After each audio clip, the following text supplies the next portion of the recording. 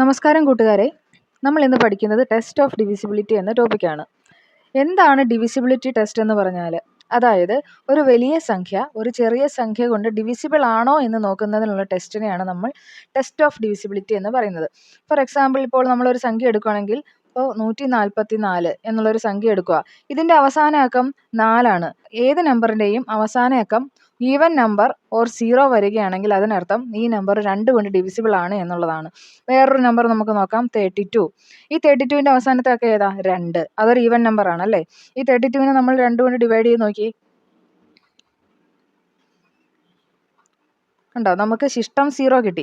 ഇങ്ങനെ ഒരു വലിയ സംഖ്യ ചെറിയ സംഖ്യ കൊണ്ട് ഡിവൈഡ് ചെയ്യുമ്പോൾ അതിൻ്റെ ശിഷ്ടം 0 കിട്ടുകയാണെങ്കിൽ നമുക്ക് എന്ത് പറയാം? ഈ ചെറിയ സംഖ്യ വലിയ സംഖ്യയുടെ ഫാക്ടർ ആണ് എന്ന് പറയാം. അല്ലെങ്കിൽ ഈ വലിയ സംഖ്യ 2 കൊണ്ട് ഡിവിസിബിൾ ആണ് എന്ന് നമുക്ക് അറിയാൻ പറ്റും.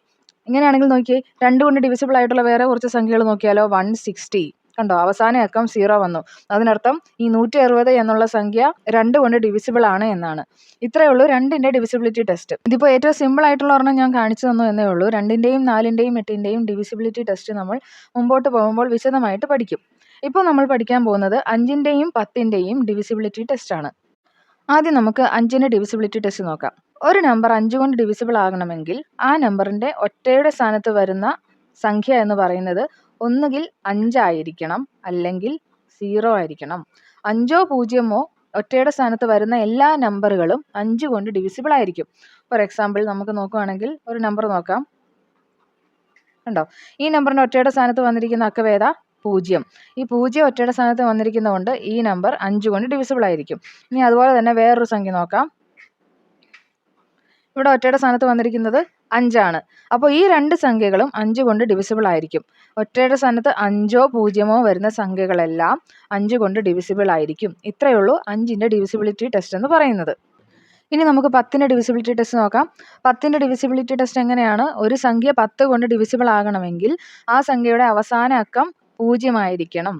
ദാ ഈ സംഖ്യ നോക്കിക്കേ, ഈ സംഖ്യയുടെ അവസാന അക്കം 0 അല്ലേ? ഇത് 10 കൊണ്ട് ഡിവിസിബിൾ ആയിട്ടുള്ള ഒരു നമ്പറാണ്. അപ്പോൾ നമുക്ക് മനസ്സിലായി, 5 കൊണ്ട് ഡിവിസിബിൾ ആകണമെങ്കിൽ സംഖ്യയുടെ അവസാന അക്കം 0ഓ 5ഓ ആയിരിക്കണം. 10 കൊണ്ട് ഡിവിസിബിൾ ആകണമെങ്കിൽ ആ വലിയ സംഖ്യയുടെ അവസാന അക്കം 0 ആയിരിക്കണം. ഈ രണ്ട് കാര്യങ്ങൾ അറിയാമെങ്കിൽ നമുക്ക് ഏതൊരു നമ്പറും 5 കൊണ്ടും 10 കൊണ്ടും ഡിവിസിബിൾ ആണോ എന്ന് ഈസി ആയിട്ട് കണ്ടുപിടിക്കാൻ പറ്റും. ഇനി നമുക്കൊരു ക്വസ്റ്റ്യൻ നോക്കാം.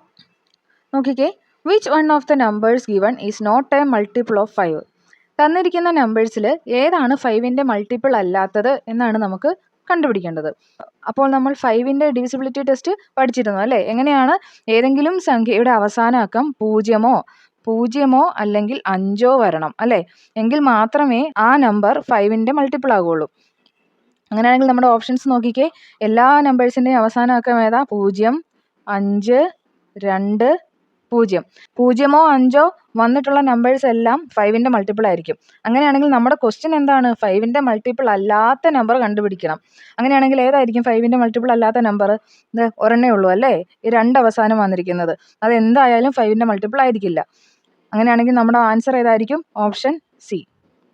ഇനി നമ്മൾ നോക്കുന്നത് 2, 4, 8 എന്നീ സംഖ്യകളുടെ ഡിവിസിബിലിറ്റി ടെസ്റ്റാണ്. ആദ്യം തന്നെ നമുക്ക് 2ൻ്റെ നോക്കാം. നമ്മൾ ഒരു പ്രാവശ്യം പറഞ്ഞിരുന്നു, ഏതെങ്കിലും ഒരു വലിയ സംഖ്യ 2 കൊണ്ട് ഡിവിസിബിൾ ആകണമെങ്കിൽ ആ വലിയ സംഖ്യയുടെ ഒറ്റയുടെ സ്ഥാനത്ത് ഏതൊക്കെ നമ്പേഴ്സ് വരണം? 2, 4, 6, 8, 0. ഇതിൽ ഏത് നമ്പർ ഒറ്റയുടെ സ്ഥാനത്ത് വന്നാലും ആ നമ്പർ 2 കൊണ്ട് ഡിവിസിബിൾ ആയിരിക്കും. എക്സാമ്പിൾ നോക്കിയേ, 16,784. ഈ നമ്പർ എടുത്തു കഴിഞ്ഞാൽ ഇത് 2 കൊണ്ട് ഡിവിസിബിൾ അല്ലേ? നോക്കിക്കേ, 4 അല്ലേ ഒറ്റയുടെ സ്ഥാനത്ത് വന്നിരിക്കുന്നത്. അപ്പോൾ ഈ സംഖ്യ എന്തായാലും 2 കൊണ്ട് ഡിവിസിബിൾ ആയിരിക്കും. ഇത്രയേ ഉള്ളൂ 2ൻ്റെ ഡിവിസിബിലിറ്റി ടെസ്റ്റ് എന്ന് പറയുന്നത്. ഇനി നമുക്ക് 4ൻ്റെ ഡിവിസിബിലിറ്റി ടെസ്റ്റ് നോക്കാം. എങ്ങനെയാണ് 4ൻ്റെ ഡിവിസിബിലിറ്റി ടെസ്റ്റ് എന്ന് പറയുന്നത്? ഏതെങ്കിലും ഒരു സംഖ്യയുടെ അവസാനത്തെ 2 അക്കങ്ങൾ നമ്മളിവിടെ കൺസിഡർ ചെയ്യണം. അവസാനത്തെ 2 അക്കങ്ങൾ നോക്കുമ്പോൾ അത് 4ൻ്റെ മൾട്ടിപ്പിൾ ആണെങ്കിൽ ആ വലിയ സംഖ്യ 4 കൊണ്ട് മൾട്ടിപ്പിൾ ആയിരിക്കണം. എക്സാമ്പിൾ നോക്കിയേ, 324. ഈ സംഖ്യയുടെ അവസാനത്തെ 2 അക്കം എത്രയാണ് വരുന്നത്? 24. 24 എന്നുള്ളത് 4ൻ്റെ മൾട്ടിപ്പിൾ ആണോ? അതെ അല്ലേ? 24 എന്ന് പറഞ്ഞാൽ 4 × 6 ആണ്. അപ്പോൾ 24 എന്ന സംഖ്യ 4ൻ്റെ മൾട്ടിപ്പിൾ ആയതുകൊണ്ട് തന്നെ 324 എന്ന ഈ വലിയ സംഖ്യയും 4ൻ്റെ മൾട്ടിപ്പിൾ ആയിരിക്കും. ഇനി വേറൊരു എക്സാമ്പിൾ നോക്കിയാലോ, 3012. നോക്കിക്കേ, ഇതിൻ്റെ അവസാനത്തെ 2 അക്കം 12. 12 എന്ന് പറയുന്നത് 4ന്റെ മൾട്ടിപ്പിൾ അല്ലേ? അതെ, 4 × 3 ആണ് 12.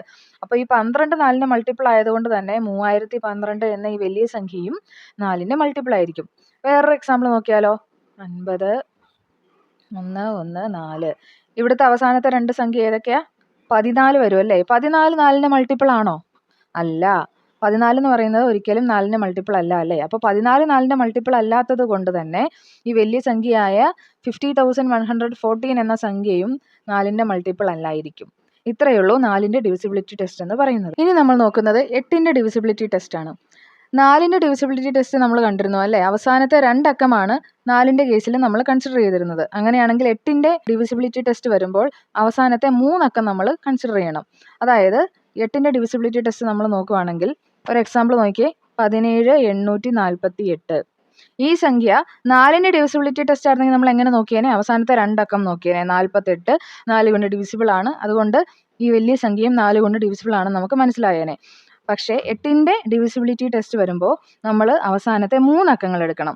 അങ്ങനെയാണെങ്കിൽ ഏത് സംഖ്യ എടുക്കണം? 848 എന്ന ഈ സംഖ്യ 8ന്റെ മൾട്ടിപ്പിൾ ആണോ എന്ന് നമ്മൾ നോക്കണം. അപ്പോൾ ഇത്രയും വലിയ സംഖ്യയൊക്കെ 8ന്റെ മൾട്ടിപ്പിൾ ആണോ എന്ന് നമുക്ക് എങ്ങനെ നോക്കാം? നോക്കിക്കേ, നമുക്ക് അറിയാവുന്ന 8ന്റെ മൾട്ടിപ്പിൾസ് വെച്ച് ഈ സംഖ്യയെ നമുക്കൊന്ന് സ്പ്ലിറ്റ് ചെയ്ത് എഴുതിയാലോ? 848 ഈസ് ഈക്വൽ ടു 800 പ്ലസ് 48 എന്ന് നമുക്ക് എഴുതാം അല്ലേ? അങ്ങനെയാണെങ്കിൽ നോക്കിക്കേ, 800 എന്ന സംഖ്യ എന്തായാലും 8ന്റെ മൾട്ടിപ്പിൾ അല്ലേ? 8 × 100. 48 ആണെങ്കിലോ അതും 8ന്റെ മൾട്ടിപ്പിൾ ആയി. 8 × 6 എന്ന് പറയുന്നത് 48. അങ്ങനെയാണെങ്കിൽ നമുക്ക് മനസ്സിലാക്കാം ഈ 848 എന്ന സംഖ്യയും 8ന്റെ മൾട്ടിപ്പിൾ ആയിരിക്കും. അങ്ങനെയാണെങ്കിൽ ഈ വലിയ സംഖ്യയായ 17,848 എന്ന ഈ സംഖ്യയും 8ന്റെ മൾട്ടിപ്പിൾ ആയിരിക്കും. ഇങ്ങനെയാണ് 8ന്റെ ഡിവിസിബിലിറ്റി ടെസ്റ്റ് നമ്മൾ നോക്കുന്നത്. നമുക്ക് വേറൊരു എക്സാമ്പിൾ കൂടി നോക്കിയാലോ? 32,648. ഈ സംഖ്യ എടുത്താൽ അവസാനത്തെ 3 അക്കം നോക്കിയാൽ എത്ര വരും? 648 എന്ന് വരും. ഈ 648നെ നമുക്ക് അറിയാവുന്ന 8ന്റെ മൾട്ടിപ്പിൾസ് വെച്ച് നമുക്കൊന്ന് സ്പ്ലിറ്റ് ചെയ്ത് നോക്കിയാലോ? എത്ര വരും? 648നെ നമുക്ക് 640 പ്ലസ് 8 എന്ന് എഴുതാമല്ലോ അല്ലേ? 640 എന്തായാലും 8ന്റെ മൾട്ടിപ്പിളാ അല്ലേ? 8 × 8 64. അപ്പോൾ 640 8ന്റെ മൾട്ടിപ്പിൾ ആയിരിക്കുമല്ലോ. പിന്നെ 8. അപ്പോൾ ഇത് രണ്ടും കൂടെ കൂടിയപ്പോൾ 648 കിട്ടിയെങ്കിൽ 648 എന്ന് പറയുന്നതും 8ന്റെ മൾട്ടിപ്പിൾ ആയിരിക്കും. അങ്ങനെയാണെങ്കിൽ ഈ വലിയ സംഖ്യയായ 32,648 എന്ന സംഖ്യയും 8ന്റെ ഒരു മൾട്ടിപ്പിൾ ആയിരിക്കും. അങ്ങനെയാണെങ്കിൽ നമുക്ക് വേറൊരു സംഖ്യ നോക്കാം. 32,473.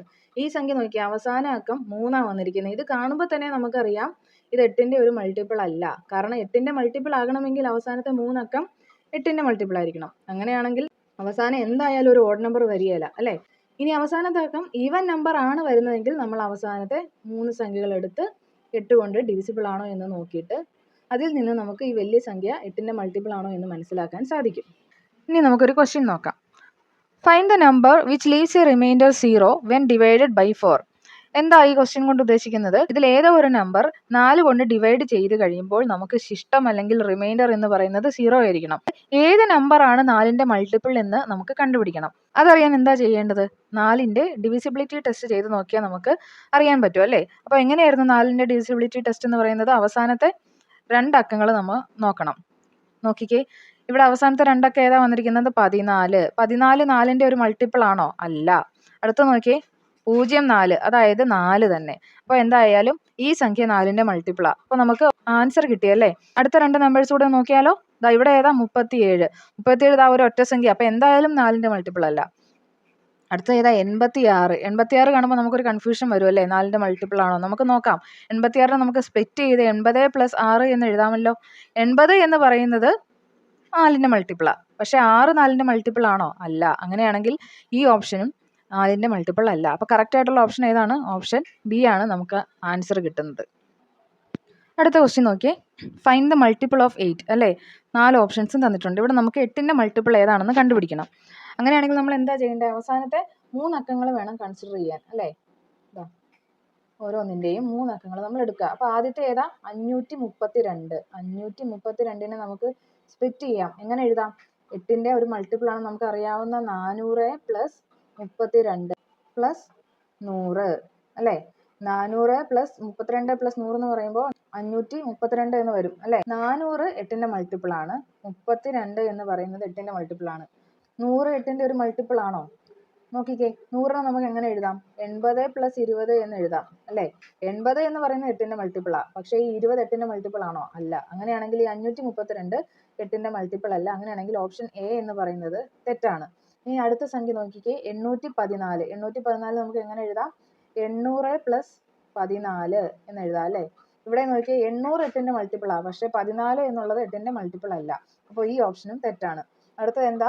442. 442 നമുക്ക് എങ്ങനെ എഴുതാം? 400 + 42 എന്ന് എഴുതാം. ഇവിടെയും അതെ, 400 എന്നത് 8ന്റെ മൾട്ടിപ്പിളാ. പക്ഷെ 42 8ന്റെ മൾട്ടിപ്പിൾ ആണോ? അല്ല. 7ന്റെയും 6ന്റെയും മൾട്ടിപ്പിളാ. പക്ഷെ 8ന്റെ മൾട്ടിപ്പിൾ അല്ല. അങ്ങനെയാണെങ്കിൽ ഈ ഓപ്ഷനും തെറ്റാണ്. ഇനി അടുത്ത സംഖ്യ നോക്കിയേ, 712. ഈ 712 നമുക്ക് എങ്ങനെ സ്പ്ലിറ്റ് ചെയ്യാം? നമുക്കിവിടെ വേറൊരു രീതി നോക്കാം. 712ന്റെ അടുത്തുള്ള നമുക്ക് അറിയാവുന്ന 8ന്റെ ഒരു മൾട്ടിപ്പിൾ ഏതാ? 800 അല്ലേ? 712നെ നമുക്ക് 800 - 88 എന്ന് എഴുതാമല്ലോ.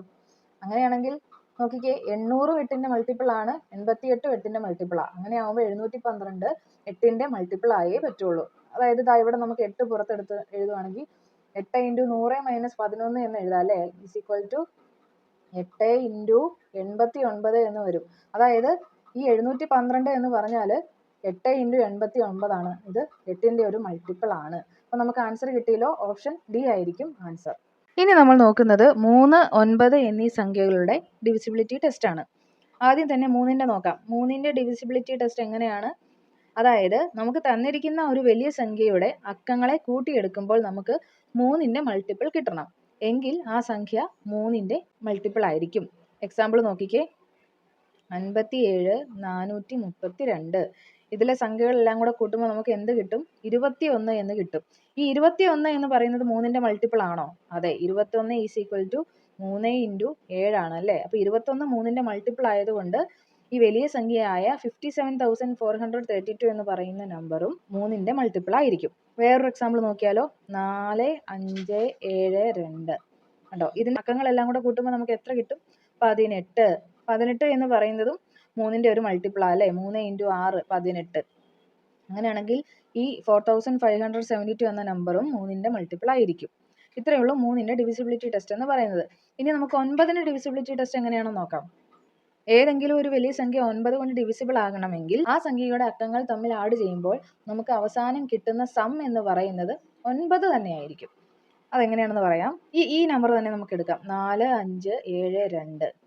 ഇതെല്ലാം കൂടെ ആഡ് ചെയ്യുമ്പോൾ നമുക്ക് എത്ര കിട്ടും? 18 കിട്ടും അല്ലേ? ഇനി ഇത് തമ്മിൽ നമ്മൾ ആഡ് ചെയ്യണം. 8 + 1 എന്ത് വരും? 9 വരും. ഇവിടെ 9 വന്നത് കൊണ്ട് ഈ സംഖ്യ 9ന്റെ ഒരു മൾട്ടിപ്പിൾ ആയിരിക്കും. വേറൊരു എക്സാമ്പിൾ നോക്കിയാലോ, 63 9 2 7. ഇതിന്റെ അക്കങ്ങൾ തമ്മിൽ ആഡ് ചെയ്യുമ്പോൾ നമുക്ക് എന്ത് വരും? 27 എന്ന് വരും അല്ലേ? 27ന്റെ ഈ രണ്ടക്കങ്ങൾ കൂടെ വീണ്ടും ഒന്ന് ആഡ് ചെയ്ത് നോക്കിയേ. 7 + 2 എന്ത് വരും? 9.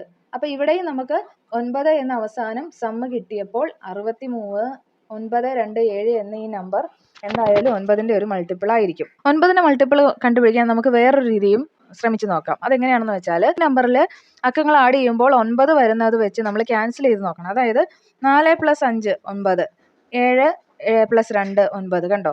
അപ്പോൾ ബാലൻസ് ആയിട്ട് വേറെ ഒരു നമ്പറും വന്നില്ല എങ്കിൽ ഇതെന്തായാലും 9 കൊണ്ട് ഡിവിസിബിൾ ആയിരിക്കും. ഈ നമ്പർ നോക്കി, 6 3 9 9, 7 2 9. കണ്ടോ? വേറെ ബാലൻസ് ഒന്നും വന്നില്ല. അപ്പോൾ അതിനർത്ഥം ഈ നമ്പർ 9 കൊണ്ട് ഡിവിസിബിൾ ആണ് എന്നാണ്. അതേ സ്ഥാനത്ത് ഇപ്പോൾ 63 9 2 8 എന്നാണ് വന്നിരുന്നെങ്കിൽ നമ്മളിവിടെ 6 + 3 9 ക്യാൻസൽ ചെയ്തു, അടുത്ത 9 ക്യാൻസൽ ചെയ്തു. പക്ഷേ ഇവിടെ 8 + 1 ആയിരുന്നെങ്കിൽ 9 വന്നേനെ. 8 + 2 ആയതുകൊണ്ട് ഇവിടെ ഒരു ബാലൻസ് 1 വരും അല്ലേ? അപ്പോൾ ഈ നമ്പർ 9 കൊണ്ട് ഡിവിസിബിൾ അല്ല എന്ന് നമുക്ക് മനസ്സിലാകും. ഇത് കുറച്ചുകൂടെ സ്പീഡിൽ നമുക്ക് കണ്ടുപിടിക്കാൻ പറ്റുന്ന ഒരു മെത്തേഡാണ്. പക്ഷേ ശരിക്കും 9ന്റെ ഡിവിസിബിലിറ്റി ടെസ്റ്റ് എങ്ങനെയാണെന്ന് വെച്ചാൽ, നമ്മൾ നേരത്തെ പഠിച്ചതുപോലെ അക്കങ്ങൾ തമ്മിൽ ആഡ് ചെയ്യുമ്പോൾ അവസാനം നമുക്ക് 9 എന്ന സംഖ്യ കിട്ടണം. ഇനി അടുത്തൊരു ക്വസ്റ്റ്യൻ നോക്കാം. Which of the given numbers added to 8859 to get a multiple of 9? അതായത് ഈ 8 8 5 9 എന്ന സംഖ്യ 9ന്റെ മൾട്ടിപ്പിൾ അല്ല. ഇത് 9ന്റെ മൾട്ടിപ്പിൾ ആകണമെങ്കിൽ നമ്മൾ ഏത് സംഖ്യ ഇതിന്റെ കൂടെ ആഡ് ചെയ്യണമെന്നാണ് ക്വസ്റ്റ്യൻ ചോദിച്ചിരിക്കുന്നത്. ഇതിൽ ഏതോ ഒരു നമ്പർ ഈ വലിയ നമ്പറിന്റെ കൂടെ ആഡ് ചെയ്യുമ്പോൾ നമുക്ക് ഈ സംഖ്യ 9ന്റെ മൾട്ടിപ്പിൾ ആയി മാറും. ആ സംഖ്യ ഏതാണ് എന്നാണ് നമ്മുടെ ക്വസ്റ്റ്യൻ. അപ്പോൾ നമ്മളിവിടെ എന്താ ചെയ്യേണ്ടത്? നമുക്കറിയാം 9ന്റെ ഡിവിസിബിലിറ്റി ടെസ്റ്റ് എന്ന് പറയുന്നത് എങ്ങനെയാ? 8 8 5 9 എന്ന ഈ സംഖ്യയുടെ ഡിജിറ്റ്സ് തമ്മിൽ ആഡ് ചെയ്ത് നോക്കാം. എങ്ങനെ വരും? 8 + 8 + 5 + 9. അപ്പോൾ നമുക്ക് എന്ത് കിട്ടും? ഈക്വൽ ടു 30 എന്ന് കിട്ടും. ഈ 3ഉം 0 തമ്മിൽ ആഡ് ചെയ്യുമ്പോൾ നമുക്ക് ഈക്വൽ ടു 3 എന്ന് കിട്ടും. പക്ഷേ ഇവിടെ എന്തായിരുന്നു നമുക്ക് കിട്ടേണ്ടിയിരുന്നത്? 9 വേണമായിരുന്നു കിട്ടാൻ. അങ്ങനെയാണെങ്കിൽ ഈ 3 എന്നുള്ളത് 9 ആകണമെങ്കിൽ ഇതിൻ്റെ കൂടെ എന്ത് ആഡ് ചെയ്യണം? 6 എന്ന ഈ സംഖ്യ ആഡ് ചെയ്യുമ്പോൾ നമുക്ക് 9 കിട്ടും. 9 കിട്ടുകയാണെങ്കിൽ അതിൻ്റെ അർത്ഥം എന്താ? ഇവിടെ വരുന്ന ഈ വലിയ സംഖ്യ എന്നത് 9ന്റെ മൾട്ടിപ്പിൾ ആണ് എന്നാണ് അർത്ഥം വരുന്നത്. അങ്ങനെയാണെങ്കിൽ നമുക്ക് ആഡ് ചെയ്യേണ്ട നമ്പർ ഏതായിരിക്കും? 6 ആയിരിക്കും. അപ്പോൾ ഓപ്ഷൻ ഏതാ? ഡി. അടുത്തൊരു ക്വസ്റ്റ്യൻ നോക്കിയാൽ നമുക്കൊരു വലിയ നമ്പർ തന്നിട്ടുണ്ട് അല്ലേ? ഇതിൽ ഒരു ഡിജിറ്റിൻ്റെ സ്ഥാനത്ത് എക്സ് എന്നാണ് കൊടുത്തിരിക്കുന്നത്. എന്നിട്ട് നമ്മളോട് ചോദിച്ചിരിക്കുന്നത് ഈ വലിയ നമ്പർ എന്ന് പറയുന്നത് 9ന്റെ മൾട്ടിപ്പിൾ ആണ് എങ്കിൽ എക്സിൻ്റെ വാല്യൂ എത്ര വരും? അപ്പോൾ ഇതാ കുറച്ച് ഓപ്ഷൻസ് നമുക്ക് തന്നിട്ടുണ്ട്. ഏതാ? 1, 3, 4, 5. ഇതിലേത് എക്സിൻ്റെ വാല്യൂ വന്നാൽ നമുക്ക് ഈ വലിയ സംഖ്യ 9ന്റെ മൾട്ടിപ്പിൾ ആകുമെന്ന് നോക്കാം. അപ്പോൾ നമുക്കറിയാലോ 9ന്റെ ഡിവിസിബിലിറ്റി ടെസ്റ്റ് എങ്ങനെയാണ്? ഡിജിറ്റ്സ് തമ്മിൽ ആഡ് ചെയ്ത് നോക്കാം. 3 + 4 + 2 plus X plus 8 plus 5 plus 1 ഇതെല്ലാം കൂടെ ആഡ് ചെയ്യുമ്പോൾ നമുക്ക് എന്ത് കിട്ടും? 23 പ്ലസ് എക്സ് എന്ന് കിട്ടും അല്ലേ? ഇനി ഈ 3 2 കൂടെ ആഡ് ചെയ്യുമ്പോൾ നമുക്ക് എന്ത് എഴുതാം? 5 പ്ലസ് എക്സ് എന്ന് എഴുതാം. അപ്പോൾ ഇവിടെ നമുക്ക് ഈ 5 പ്ലസ് എക്സ് എന്ന് പറയുന്നത് ഈക്വൽ ടു 9 വരണം. എങ്കിലേ ഈ നമ്പർ, ഈ വലിയ നമ്പർ 9ന്റെ മൾട്ടിപ്പിൾ ആകുള്ളൂ. അങ്ങനെയാണെങ്കിൽ എക്സിൻ്റെ വാല്യൂ എത്രയായിരിക്കും? X is equal to 9 - 5 equal to 4. ഇതായിരിക്കും ആൻസർ. അല്ലെങ്കിൽ എക്സിൻ്റെ വാല്യൂ എന്ന് പറയുന്നത് 4 ആയിരിക്കും. അപ്പോൾ ഈ ഓപ്ഷനാണ് കറക്റ്റ്. ഇതല്ലെങ്കിൽ നമുക്ക് വേറൊരു മെത്തേഡ് കൂടെ ചെയ്യാൻ പറ്റും. ഏതായിരുന്നു ആ മെത്തേഡ്? നമ്മൾ നേരത്തെ പറഞ്ഞില്ലേ, നമ്പറിൻ്റെ ഡിജിറ്റ്സ് ക്യാൻസൽ ചെയ്യുന്ന ആ മെത്തേഡ്. അതായത് 34, 2, എക്സ്, 8, 5, 1 ഇതല്ലേ നമുക്ക് തന്ന നമ്പർ. 9 വരുന്നതനുസരിച്ച് നമുക്ക് ക്യാൻസൽ ചെയ്ത് പോകാം. ഇവിടെ നോക്കിയാൽ 3 + 4 7 + 2 9. ഇവിടെ നോക്കിയാൽ 8 + 1 8 + 1 നമുക്ക് എന്ത് കിട്ടി? 9 കിട്ടി. അങ്ങനെയാണെങ്കിൽ ഇനി മിച്ചം ഏതാ ഉള്ളത്? എക്സും ഉണ്ട് 5ഉം ഉണ്ട്. ഇത് തമ്മിൽ ആഡ് ചെയ്യുമ്പോൾ നമുക്ക് എന്ത് കിട്ടിയേ പറ്റുള്ളൂ? 9 കിട്ടിയേ പറ്റുള്ളൂ. ഇവിടെ നമുക്ക് മനസ്സിലാക്കാം x is equal to 9 - 5 equal to 4 എന്ന്. മനസ്സിലായില്ലേ? ഇതാണ് കുറച്ചുകൂടെ സ്പീഡിൽ നമുക്ക് ചെയ്യാൻ പറ്റുന്ന മെത്തേഡ്. ഇനി നമുക്ക് മുമ്പോട്ട് 7ന്റെയും 11ന്റെയും എല്ലാം ഡിവിസിബിലിറ്റി ടെസ്റ്റ് പഠിക്കേണ്ടതുണ്ട്. ഇന്നത് എടുത്തു കഴിഞ്ഞാൽ വീഡിയോ ഒരുപാട് ലോങ് ആയി പോകും. അതുകൊണ്ട് നമുക്കിപ്പോൾ നിർത്താം. എല്ലാവർക്കും ഇന്നത്തെ ക്ലാസ് മനസ്സിലായെങ്കിൽ, ഈ വീഡിയോ ഇഷ്ടപ്പെട്ടെങ്കിൽ ചാനൽ ഒന്ന് സബ്സ്ക്രൈബ് ചെയ്തേക്കണേ. താങ്ക്